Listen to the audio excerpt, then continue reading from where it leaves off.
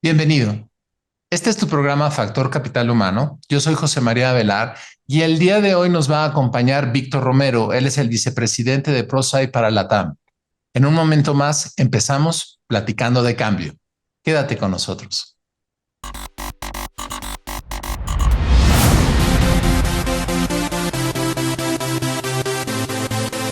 Bienvenido.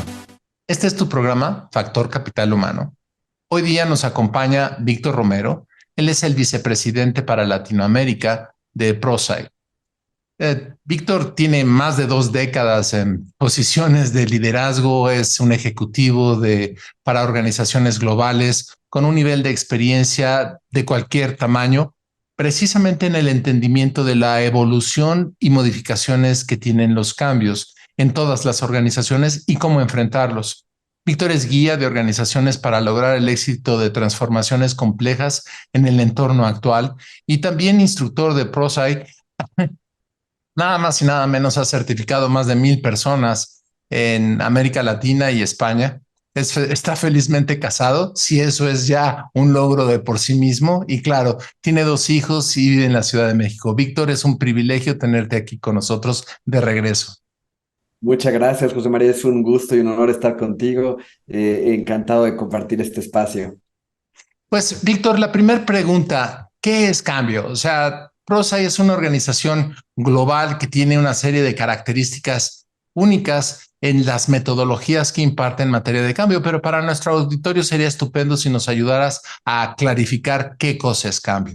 Sí, sí, a nosotros nos gusta mucho explicar el cambio como un proceso, José María. Poniendo una analogía, el cambio no es un switch. Muchas veces uno cree que el cambio, porque haga sentido a los líderes ejecutivos o porque ocurre de inmediato, la gente va a cambiar, ¿no? Entonces, el cambio es un proceso, tiene etapas y hay que acompañar ese proceso para que se logren los resultados de la organización y los colaboradores transiten por los cambios en el entorno organizacional. Y estamos viendo una época de cambio nunca antes vista, en donde ahora el cambio se ha vuelto una constante, ¿no? En donde se debe de abrazar el cambio, pero también considerar que hay que acompañar este proceso con metodología, herramientas, y voy a compartir ahorita en lo que vamos hablando, qué está ocurriendo en cambio en América Latina. Hicimos un estudio recientemente en LATAM y cómo las organizaciones abrazan el día de hoy el cambio. Fíjate, Víctor, que mencionas algo muy interesante que tiene que ver con el pasado. Y el pasado no estamos yéndonos a los 1930, estamos hablando de los años 70, los años 80, en donde a voluntad o con intención las organizaciones se daban cuenta que había que adecuar ciertas conductas, ciertas prácticas, ciertos mercados a las dinámicas del entorno para entonces enfrentarlos de mejor manera, innovar, ser creativos y poder expandirse en su forma de hacer negocio, crecimiento y diferentes escenarios. Pero mencionaste algo que llama la atención.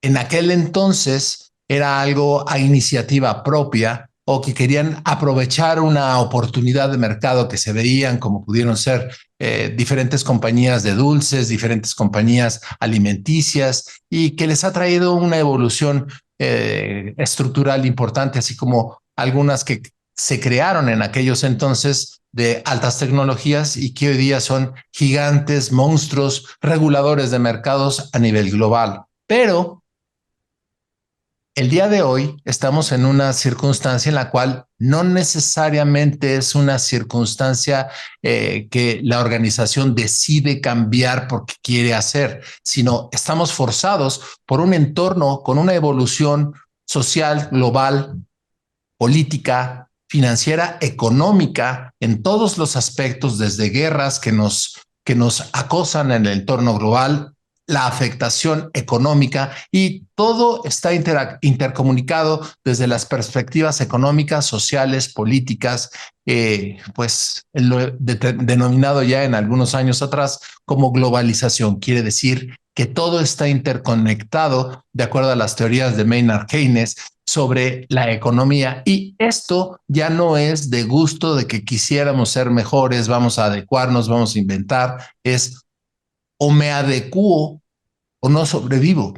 Y esto precisamente requiere de ya no nada más, bueno, pues vamos a enfrentar el cambio y vamos a echarle ganas en esta ocasión. Mira, nunca habíamos cambiado esto, pero ahora lo vamos a hacer. No, ahora es una constante que necesariamente requiere un protocolo, un método, un sistema consistente que nos permita generar y tener organizaciones que están adecuadas y que tienen una flexibilidad a adecuarse, a cambiar de una manera más natural. No es sencillo construir estas mecánicas, no es de prender el switch y apágalo como lo mencionabas tú, pero tiene un escenario necesario de existencia y vamos a platicar de algunos de los aspectos que nos han hecho notar este tipo de situaciones a nivel global, a nivel Latinoamérica y al final de cuentas son nuestras realidades. Víctor, platícanos sobre qué ha venido sucediendo en Latinoamérica, México y bueno, todo lo que es América y a nivel global en materia del cambio. ¿Cuál ha sido esta evolución?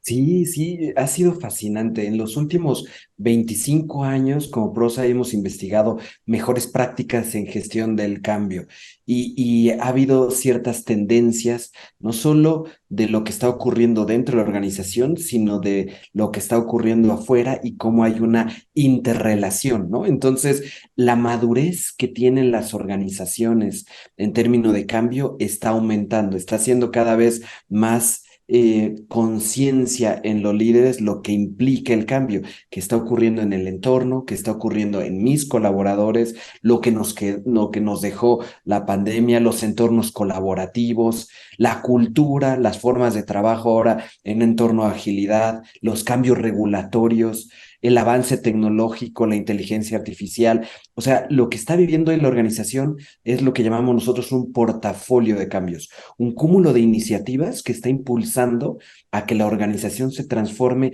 profundamente. Dentro de los principales tipos de cambio que arroja nuestro último estudio 2023, el número uno es transformación digital y el número dos es transformación cultural y ambos están interrelacionados. Yo no puedo hacer una transformación digital sin considerar el ADN de la organización y que esto implique el que seamos mejores cambiando y que también qué roles debemos de tener en la organización para que ese cambio se dé, ¿no? Entonces, antes se decía, bueno, está el comité ejecutivo, trabaja con el área de talento humano, trabaja con el área de proyectos y el cambio se va a dar. No, ahora es un rol y una responsabilidad de toda la organización, pero como tú bien dices, con una orquesta, con un ritmo, con una secuencia, ¿no? Con un método, para que entonces le vaya haciendo sentido a la organización y esto se conecte con los resultados de negocio, porque la centricidad que ahora requiere la organización hacia los clientes ha aumentado, José María. Claro, y bueno, como lo bien lo mencionas, hay una serie de factores y circunstancias significativas que nos impactan en todos nuestros procesos como compañía, como sociedad, como un organismo vivo. Parte importante de lo que está compartiendo con nosotros, Víctor, tiene que ver con la adaptación al cambio que individuos y empresas necesitamos estar conscientes y qué tipo de metodologías podemos utilizar para mantenernos en un estado de cambio constante, cosa que no sucedía o que no se requería en el pasado y que hoy día es una constante. Hay tantos factores que motivan y que incentivan el estar en una circunstancia abismalmente en movimiento. Sí, desde aspectos económicos, aspectos políticos, aspectos sociales, brechas generacionales, diferentes interacciones derivadas de cambios tecnológicos, derivados de la comunicación y de entornos que tienen un vórtice de movimiento brutal.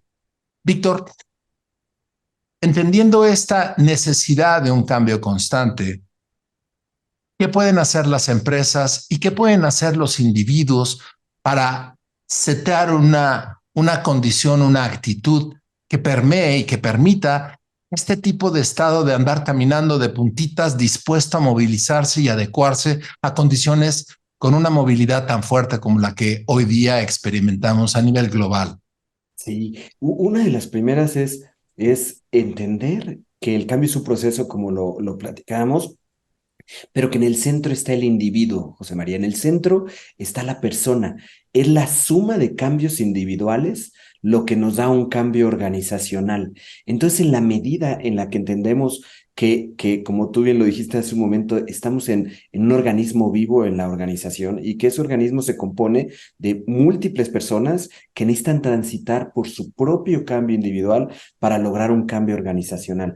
Entonces, uno de los primeros puntos es comprender esa naturaleza, la correlación que hay entre la materialización de la estrategia de la organización y que las personas genuinamente adopten y usen los cambios. Eso implica el rehumanizar la organización con un propósito en donde ese propósito sea compartido con los colaboradores. Entonces, no es el victimizar los procesos de cambio, porque muchas de las veces se habla cambio como sufrimiento. Claro, va a haber y es esperado que haya resistencia al cambio. Nosotros de forma natural nos vamos a resistir, es una condición natural del ser humano, pero a partir de entender cómo ocurre el cambio, que el cambio es un proceso que tiene etapas, podemos acompañar a los colaboradores. En nuestra investigación hemos visto cómo, entendiendo que el cambio individual se da, vemos que el primer estadio es lograr conciencia de la necesidad de cambiar. Y ahí la importancia de los líderes, José María, de inspirar, de comunicar claramente los porqués, por qué ahora y qué pasa si no, y que este propósito se entienda. El segundo paso es que las personas entiendan el qué hay para mí en este cambio y que nosotros sepamos involucrarlos. O sea, en todos los cambios que estamos viviendo, desde un cambio regulatorio, desde el cambio en la data, ¿no? En el poner en el centro al colaborador y al cliente, en las transformaciones que ocurren en nuestros RPs, en los CRMs, en lo que estamos viviendo hoy en nuestra cadena de suministro, tenemos que entender que dentro de esos procesos de cambio hay una transformación en el individuo.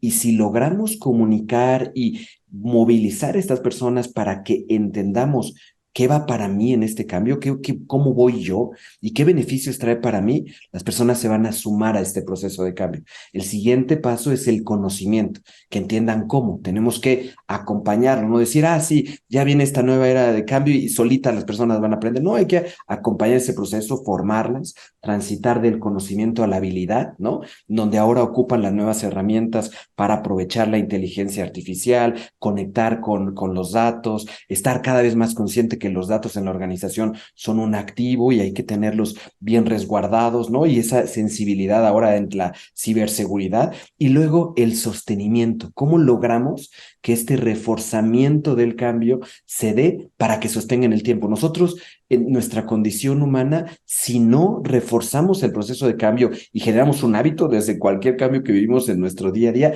si no lo hacemos, regresamos a las viejas formas de hacer las cosas. Y ahí, para lograr esto, necesitamos líderes ejecutivos, mandos medios, todos los jefaturas, team leaders, agile squads, dependiendo de cómo está nuestra organización, necesitan entender que es parte de su rol el propiciar y apoyar que ese cambio en el individuo se dé, ¿no? Entonces ahí es como empezamos a crear esta cultura y este ADN del cambio dentro de los líderes, José María. Fíjate, Víctor, que mencionas algo que suena pues como protocolo, es perfectamente entendible, como un aspecto de vida, se puede adecuar, pero no es tan fácil. Tú estás tocando un tema que es súper sensible, que tiene que ver con cambiar una forma de pensar del grupo de liderazgo, por ejemplo, en el cual yo decido que es tiempo de cambiar y decreto que ya vamos a ser diferentes. Y en consecuencia, mi expectativa como líder, dueño de empresa, es que todo cambie y que todas las personas para mañana sean amarillos. Sí, pero resulta que mi mensaje, mi autoridad no es suficiente para hacernos entender como individuos que ayer que éramos verdes, ahora tenemos que ser amarillos. Sí, y los azules pues también tienen que entender que ahora tienen que ser amarillos. O sea, esto no son enchiladas, y un proceso metodológico es lo único que nos puede ayudar, no resolver el problema, ayudar a que esto suceda paso a paso, tocando todas las bases de todos aquellos que estamos involucrados dentro de una organización en hacer un cambio.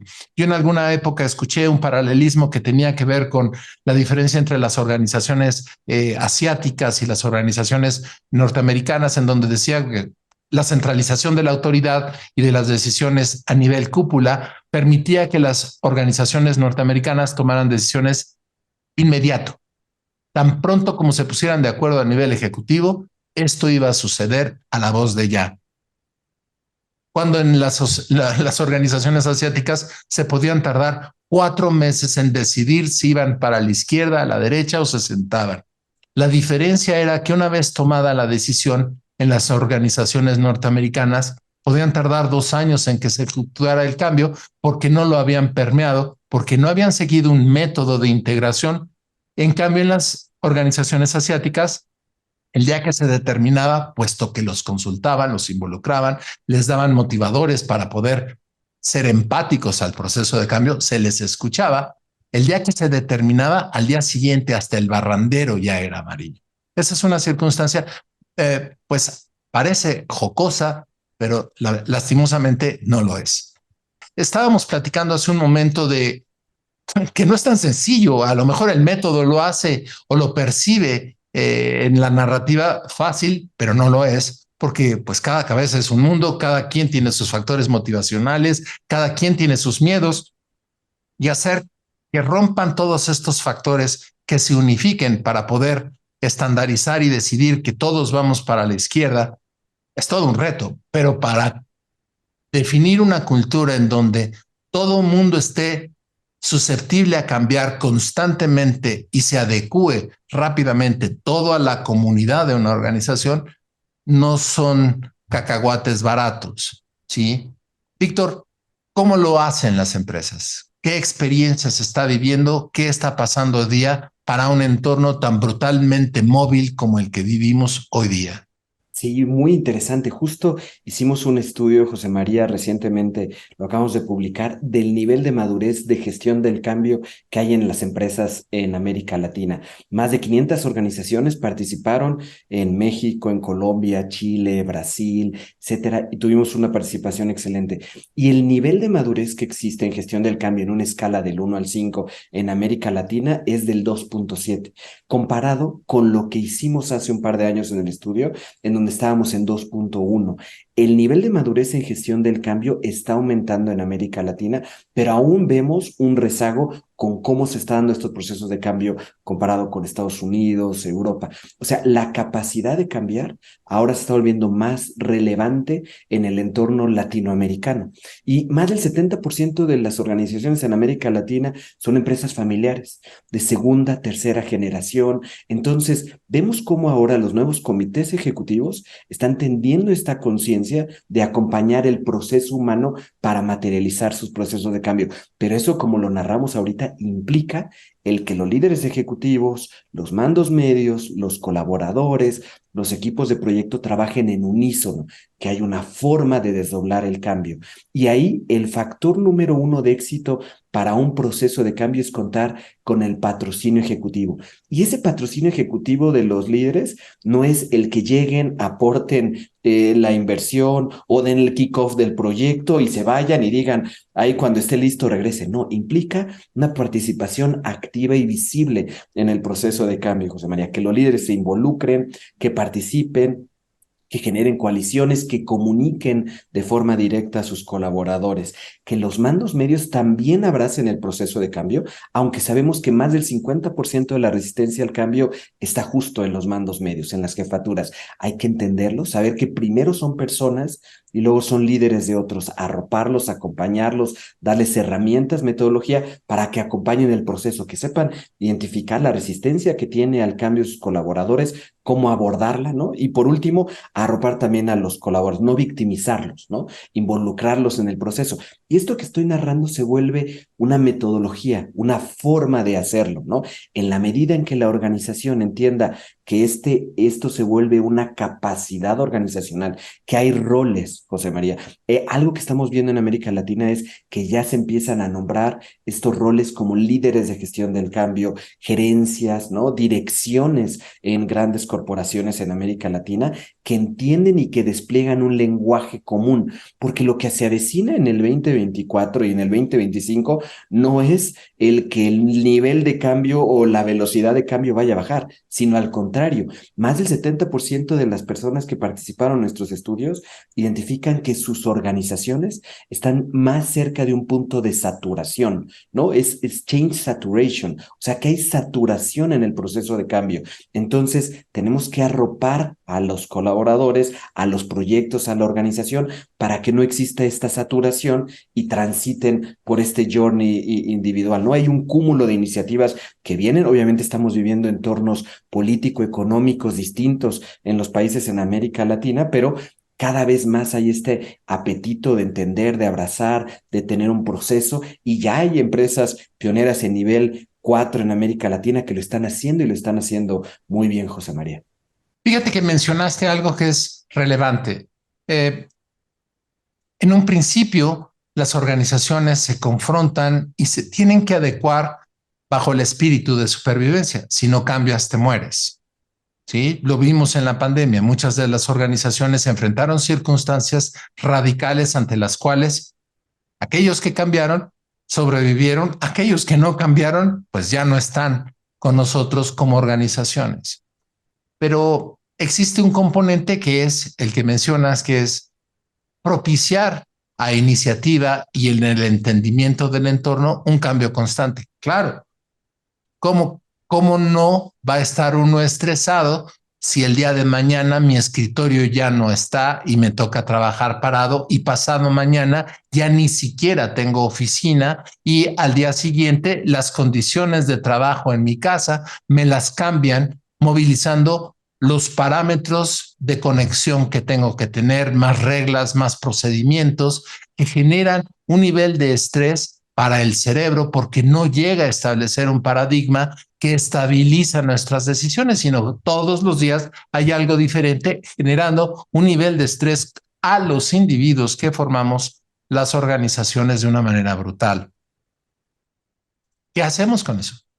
Sí, ante este entorno es trabajar en diferentes niveles en la organización, priorizar el portafolio de iniciativas, José María. Hay un cúmulo, hay que priorizar, abordar desde gestión del cambio con un proceso estructurado aquellos que sean los most win, aquellos que identificamos. Ahorita estamos en el cierre, muchas de las organizaciones, de la planeación que viene para el 2024. Este ejercicio de planeación se debe hacer con base en los resultados que entregan o que se espera que entreguen las iniciativas de cambio, pero también del impacto que tienen los colaboradores, ¿no? Entonces, en la medida en que correlacionemos el impacto que tienen los colaboradores, el impacto en la organización, abordemos, dado que el nivel de madurez en gestión del cambio está aumentando y tenemos recursos escasos con competencias, es cómo abordamos estos must win, facilitamos el proceso de desarrollar la competencia y gestión del cambio en la organización para abordar estos retos que estamos viviendo, ¿no? Hoy, cada vez más,